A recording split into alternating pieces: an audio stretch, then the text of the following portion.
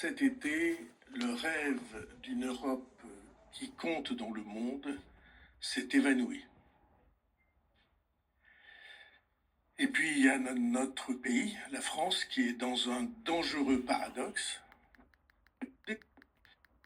dépassé dans tout ce mesure, sur chacune des mesures. C'est la raison pour laquelle je l'article 49 alinéa 6,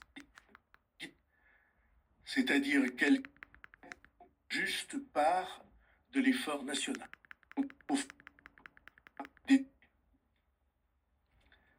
Ce qu'on oublie tout au long de ces débats. Copie budgétaire.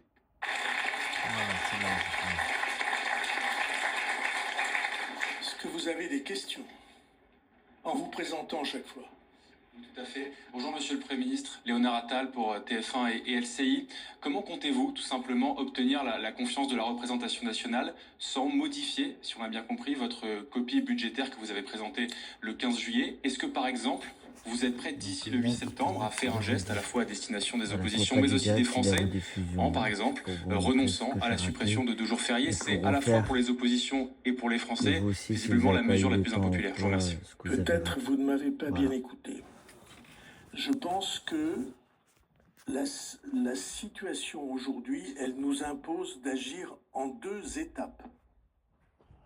La première étape pour clarifier les choses, c'est qu'on se mette d'accord sur la gravité de la situation et sur l'urgence.